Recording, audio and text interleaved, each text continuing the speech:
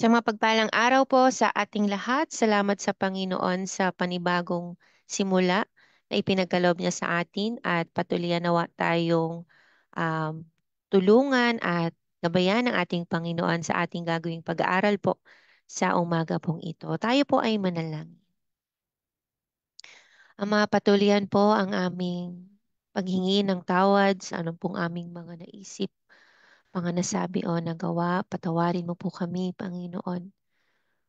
Patuloyan po kaming nagpapakumbaba sa iyo. Patuloyan po namin ikinalulungkot yung aming mga sinadyang gawin o hindi man sinadya na mga hindi po naging kaaya-aya sa iyong harapan. Patuloy mo pong paging dapatin ang iyong mga lingkod sa aming ginagawang paglapit sa iyo sa mga oras na ito.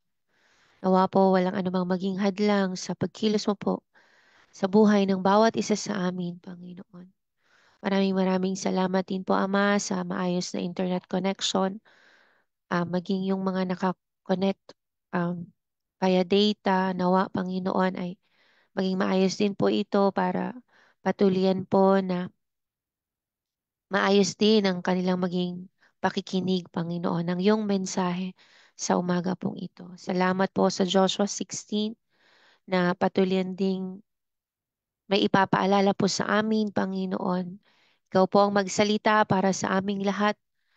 At salamat po sa patuloyang paggabay mo po sa amin, Banal na Espiritu Santo, upang patuloy po naming maintindihan ito pong Joshua 16 na amin pong pagbubulay-bulayan sa umagang ito.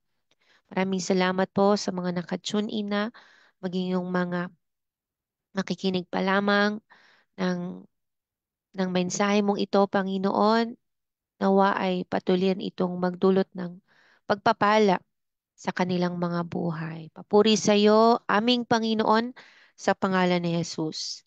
Amen. Amen. Muli po ay mapagpalang araw sa ating lahat. Joshua chapter 16. Dito na po tayo sa inheritance naman po ni Ephraim. So nagpasimula na nga po yung allotment sa pamamagitan po ng palabunutan para po sa mga areas wherein yun po yung magiging pamana ng Panginoon sa mga lipi. So this time po ay para kay Ephraim. Basahin na po natin. Verse 1, ang lupaing napapunta sa angkan ni Jose ay nagsisimula sa Hordan sa tapat ng Jericho, sa silangan ng batis ng Jericho, papunta sa ilang at umahon sa kaburulan hanggang sa Bethel. Buhat sa Bethel ay nagtuloy sa Luz at nilakbay ang Atarot na lupain ng mga Arkita. Bumaba pa kanluran sa lupain ng mga Jaflatita. Nagdaan sa hangganan ng Timog Beth-horon, tumuloy ng Jezer at nagwakas sa dagat Mediteraneo. So ito po yung pangkabuang lupain na napapunta po sa angkan ni Jose. At sa angkan nga po ni Jose, pinagdalawang tribo po ito, si Manase at si Ephraim. Ito po yung mga anak ni Jose, panganay at sumunod na anak nga po si Ephraim na niloob ng Panginoon na maging maisilang nga po sa panahon po ng panunungkulan po ni Jose sa Egypt. Kaya sila po ay ah, binasbasan ni Jacob na kanilang lolo at sila po ay isinama as one of the tribes of Israel.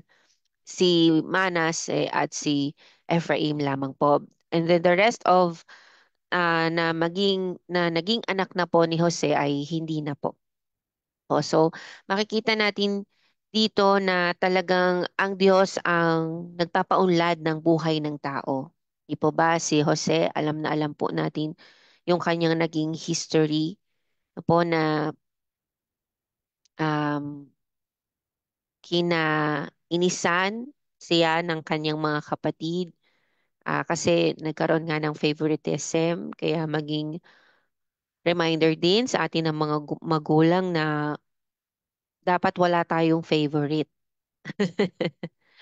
Dapat ay pantay-pantay ang pagpapakita ng pagmamahal sa ating mga anak. Ayan po.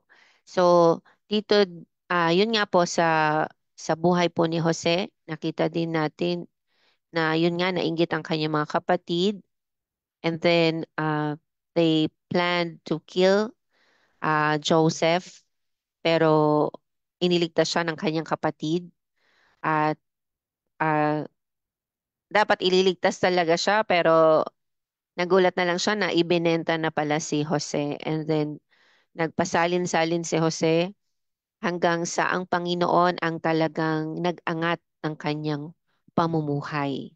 Ano po? At makikita natin na ang angkan ni Jose ang may pinaka malaking parte na nakuha sa allotment po na napunta sa tribes of Israel when they conquered the land of Canaan. Ano po? Ay mas pinakamalaki yung bahagi po ni Ephraim, lalo na po ni Manase. Okay po. So, pag-aralan po natin, basahin ng tuloy-tuloy.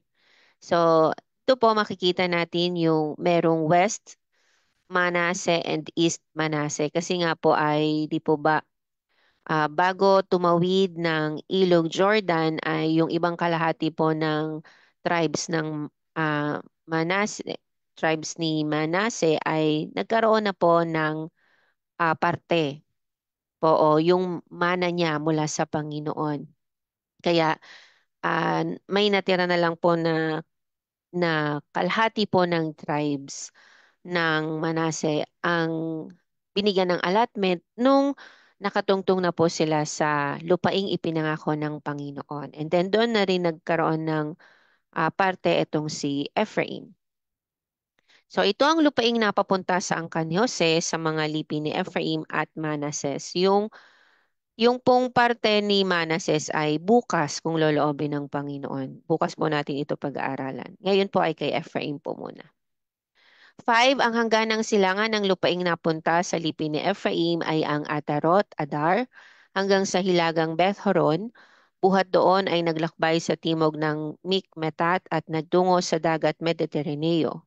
Sa gawing silang ay lumikong patungo sa Taan at Silo at buhat doon ay nagtuloy sa may silangan ng Genoa. Lumampas ng Genoa at bumaba sa Atarot at Naara. Nagdaan sa tabi ng Jericho at nagtapos sa Jordan. Pumakanluran buhat sa Tapua na may bay ng batis ng Kana at nagtapos sa dagat Mediteraneo. Ito ang lupaing napapunta sa lipi ni Ephraim. Bukod sa mga bayan at nayong ibinigay sa kanila sa nasasakupan ng lupain ni Manases.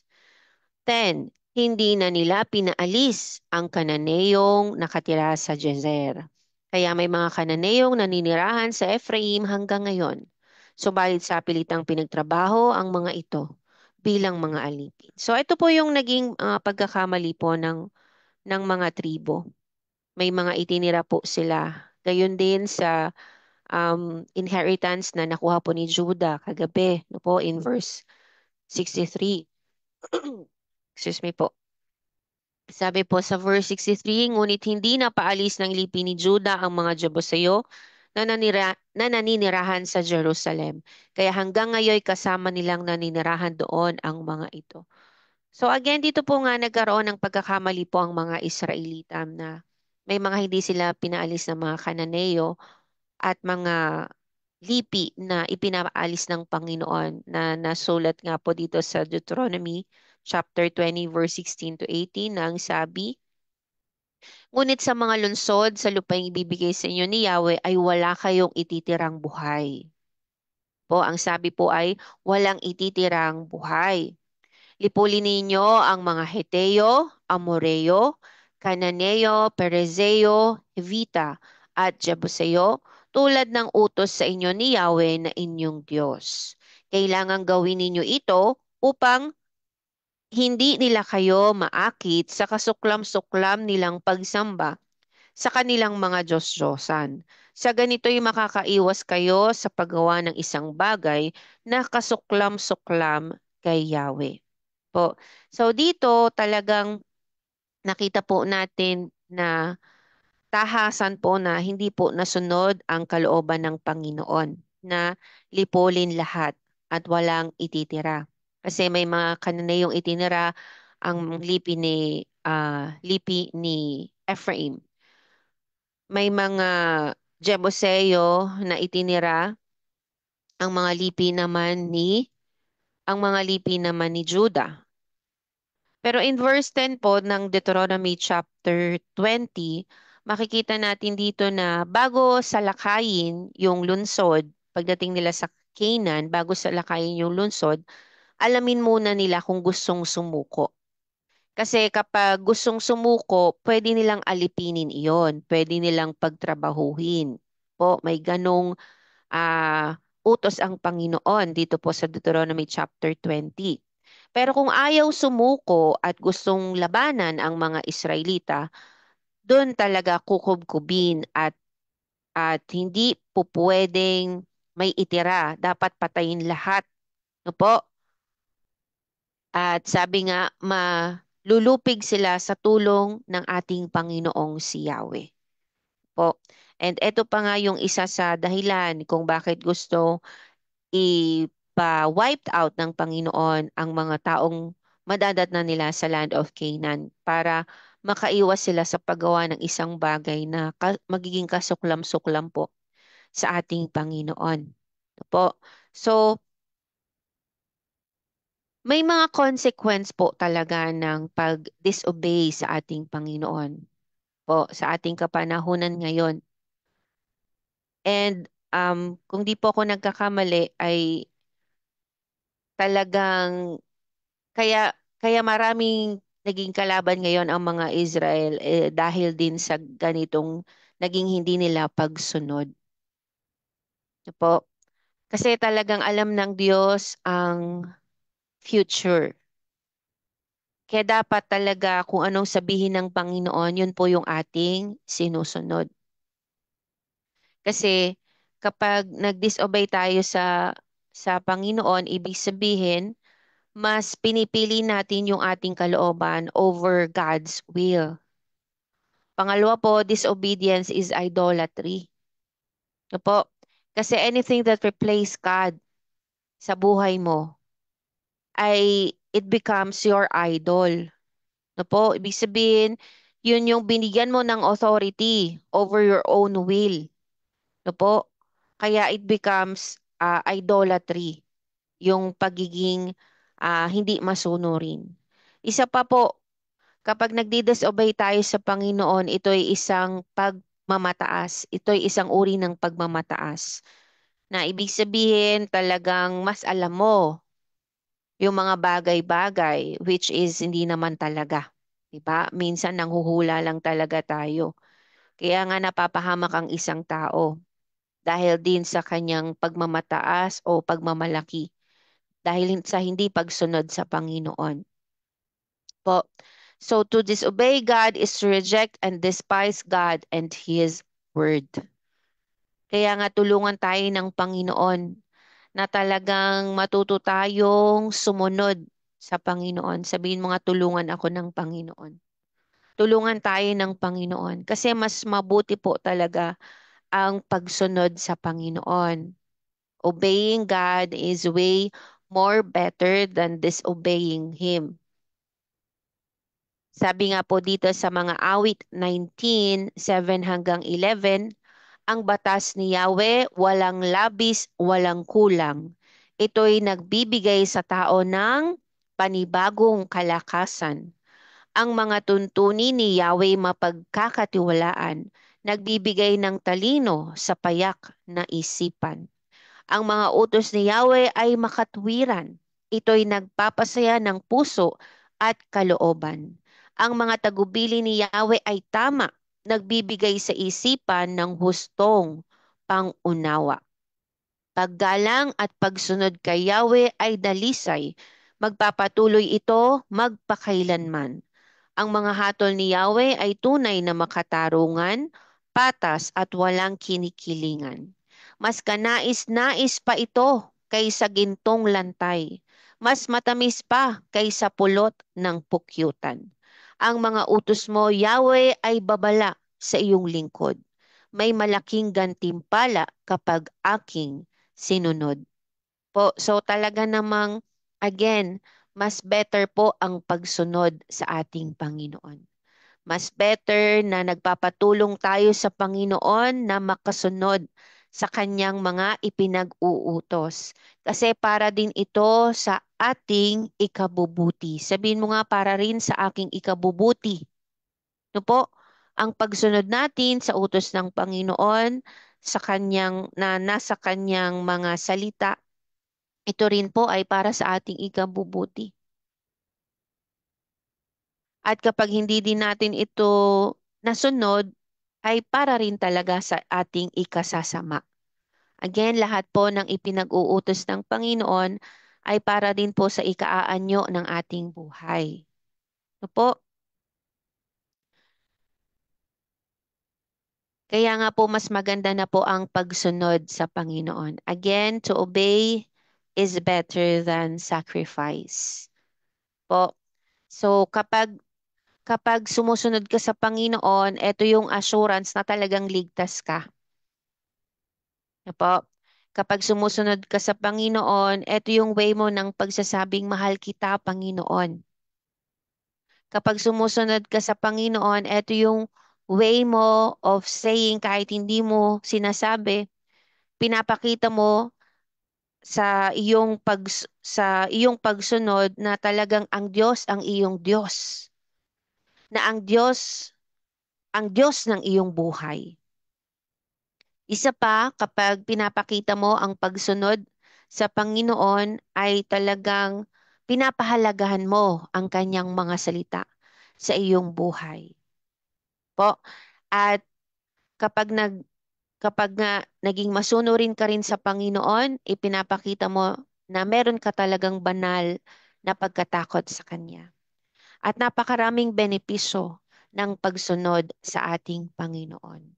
Kaya nga po, kung meron man sa ating buhay o sa ibang area o ibang aspeto ng iyong buhay na na-disobey mo ang Panginoon, wala kang ibang dapat gawin sa umagang ito, kundi ang ihingi ito ng tawad sa Panginoon at talagang wag mo nang ulitin pa na hindi sumunod sa Panginoon.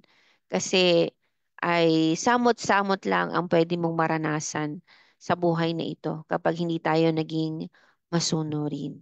Kasi again, lahat po ng ipinag-uutos ng Panginoon ay para rin sa ating ikatututo, para rin po sa ikaanyo ng buhay natin at ikasasaya ng buhay natin habang po tayo ay naglilingkod sa ating Panginoon. Habang po nilolob ng Panginoon na tayo ay mabuhay pa sa daigdig na ito.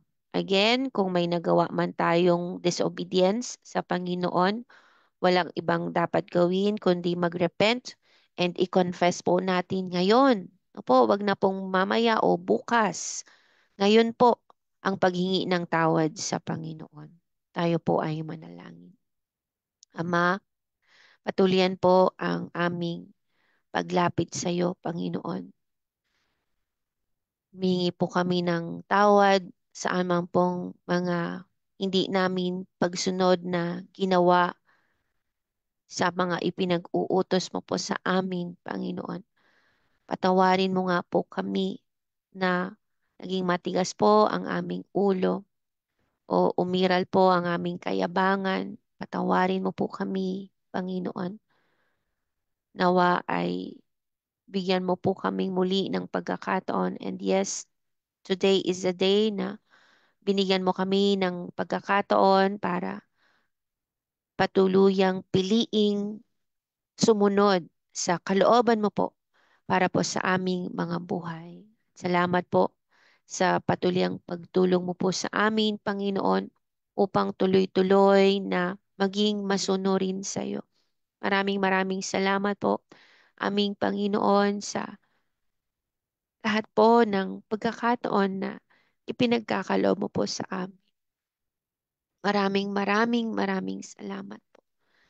At salamat din po sa patuluyang pagbibigay mo sa amin ng karunungan at kaunawaan po sa iyong mga salita upang patuloy namin itong mai-apply ng tama sa aming mga buhay. Salamat po sa iyong paalala sa amin sa umaga pong ito at talagang mahalaga po ang pagsunod sa iyo at napakaraming benepisyo po kapag kami naging masunurin sa iyo, aming Panginoon.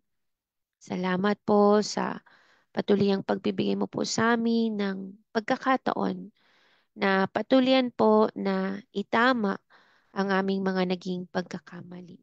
At salamat po na patuloy kang kumikilos sa aming mga buhay, patuloy po kaming binabago ayon sa iyong kagustuhan, Panginoon, at salamat po. Patuloy mo po kaming inihahanda sa pagharap po namin sa iyo. Purihin ka po, Panginoon. Salamat din po sa patuloyang himala mo po sa buhay ng Nanay Nelia, sa patulang himala mo po sa buhay ng aming daddy. Patuloy mo pong pagalingin siya mula po sa ubo at sipon, maging ang kanyang mga kasamahan. Salamat din po sa patuliyang himala mo po sa aming Pastor Lito at sa mga taga-apayaw. Salamat din po, Panginoon, sa buhay po ni Deng, ni M, maging ni Dykes, at ang mga kasamahan from CPLI. Continue to provide for their mission in Apayao. And maraming salamat din po sa patuliyang pagtugon mo po sa pangailangan ng mga kapatirang nakakapanood at nakakapakinig ng live na ito. Salamat po, patuloy mo pong paghimalaan ang aming mga buhay, kami na patuloy ang umaasa at nagtitiwala sa iyo. Pinapapurihan ka namin at tunay na pinapasalamatan. Sa pangalan ni Jesus. Amen. Amen. Purihin po ang ating Panginoon. Muli ay isang mapagpalang araw po sa ating lahat. Yes, salamat po sa Panginoon sa buhay po ng ating Daddy, Pastor Lito, ni Deng, ni M at ni Dykes, maging mga pastors from CPLI. Salamat po sa Panginoon at kung lolobin ng Panginoon ay muli po namin kayong makakasama sa darating po na Friday. Salamat din po sa Panginoon sa buhay po ng ating Nanay Nelia, Nanay Nene, mga kamag-anakan here and abroad. And salamat din po sa buhay po ng ating Teacher Bell, Sir Neville, and si Baby Noe. Lobby ng Lord na magkita-kita po tayo bukas na po. At salamat din sa Panginoon sa patuloy niyang pagkilos po sa inyo pong pamilya. Salamat din sa kaligtasan ng buong Malinay, maging ng buong Granados clan. Salamat din po sa Panginoon sa buhay po ng ating Ate Irene, maging ng inyo pong mga anak. Patuloyan po kayong kupkupin ng ating nagmamahal na Panginoon. Salamat din po sa Panginoon sa kaligtasan po ng iba nyo pa pong mga mahal sa buhay. Ganon din sa ating Pastor Bernardo. Belated happy birthday po sa inyo. Salamat po sa Panginoon sa patuloy niya pong karagdagang taon na ipinagkaloob sa inyo, maging sa ministeryo na ah, pinagkatiwala niya po sa inyo. Patuloyin po itong palaguin ng ating Panginoon. Salamat po, Pastor Menardo. Salamat din po sa patulang himala ng Panginoon sa ating Nanay Lemia de Jesus Casaul, maging sa inyo pong mga anak. Patuloyin din po kayong kupkupin ng ating mapaghimalang Diyos. Salamat din po sa Panginoon sa buhay po ng ating Teacher Cell, ng inyo pong mga mahal sa buhay at ng mga kapatiran po from Alfonso, purihin ng Panginoon. Patuloyan pong katagpuin ng Panginoon ang inyo pong pangailangan, Teacher Cell. Salamat din po sa ating Nanay Vicky, sa nag-iisang pong asawa, sa inyo pong mga anak, mga apo at mga manugang. Maraming salamat sa Panginoon at salamat din po sa patuluyang pagpapalago ng Panginoon sa inyo pong mga pananim. Amen. Salamat din po sa patulang himala ng Panginoon sa inyo pong kalusugan. Salamat din po sa buhay po ng ating kapatid na Cherry at patuloy ding paghimalaan ng Panginoon ang inyo pong mga mahal sa buhay na nandito po sa Pilipinas at patuloyan pong ipagkaloob ng Panginoon ang pinakamainam niya po para sa inyo. At patuloy niyo din pong masunod ang kalooban ng Panginoon sa inyo pong buhay. Ayan. Ay, yes. Salamat sa Panginoon na niloob niya po na makapag-renew kayo ng contract. Amen. Purihin ang Panginoon. Salamat po sa Panginoon sa patuloy niya pong pagtugon sa inyo pong mga pangangailangan. Salamat din po sa Panginoon sa buhay po ng ating kapatid na Mafel. Pakaingatan ka din ng Panginoon habang ikaw ay nandyan, maging ang mga kamag-anakan mo na nandito sa Pilipinas. At patuloy ding paghimalaan ka ng Panginoon, kapatid. Salamat din sa Panginoon sa buhay po ng ating Nanay Lorna Villanueva Gayas, Tatay Uming, sa inyo pong mga anak, mga apo at mga manugang. Purihin ang Panginoon sa kalitasan ng buong Gayas clan. Ganon din po sa ating kapatid na Florence Toque, patuloy ding katagpuin ng Panginoon ang pangangailangan niyo po maging sa ministeryo na ipinagkaloob niya po sa inyo. Papuri po sa ating Panginoon. Salamat din po sa Panginoon sa buhay po ng ating Ate LP, ng, at ng kanyang buong pamilya. Loobin ng Panginoon magkita-kita po tayo mamaya sa ating pong Bible study. At salamat din sa Panginoon sa buhay po ng mag-asawang Hazel at Christian, maging sa mga kapatiran po. Yes, Mama Len and Kuya Ronnie and Mama Beng and family at Ate Rosel and family. Maraming salamat po sa Panginoon sa inyo pong mga buhay. Patuloy po tayong subaybayan ng Panginoon at nawa ay patuloy maingatan natin ang kanyang mga salita sa ating mga puso. Loobin po ng Panginoon na magkita-kita tayo sa araw ng bukas. Sa Diyos po palagi ang kapurihan.